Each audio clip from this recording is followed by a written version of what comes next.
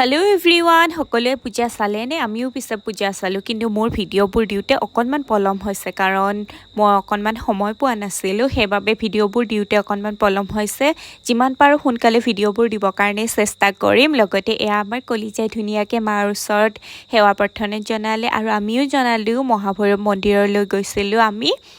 অৱশ্যে যাওতে পূজা চাব গৈছিলো যেহেতুকে ৰাতিয়ে হ'ল তথাপিও আমি তাতে সেৱা লৈ মেলি আহিলো বহুতে মানুহ হৈছে আমিও সেৱা প্ৰাৰ্থনা ললো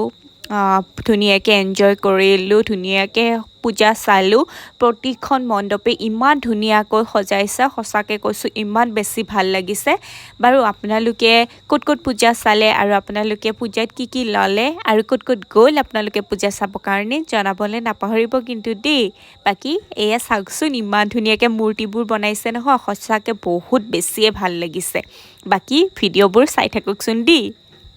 আৰু লগতে আমাৰ এখেতক দেখিছে নহয় মোক এয়া হাত বাউলি মাতি আছে তেখেতে কৈ আছে যে চোৱাচোন ইমান ধুনিয়াকে বনাইছে ওচৰৰ পৰা অকনমান জুম কৰি ভিডিঅ'টো কৰাচোন খুব ভাল লাগিব এয়া আমি ধুনিয়াকে মাৰ ওচৰত গলো এয়া আমি সেৱা প্ৰাৰ্থনাও জনালো আৰু লগতে সুন্দৰকে ভিডিঅ'টো কৰিছো ওচৰৰ পৰা সঁচাকৈ ইমান ধুনিয়া লাগিছে নহয় দেৱী মাক বাকি আগলৈ চাই থাককচোন আৰু ভিডিঅ'বোৰ কেনেকুৱা লাগিছে আপোনালোকে প্লিজ জনাবৰ কাৰণে নাপাহৰিব দেই আগলৈ চাই থাককচোন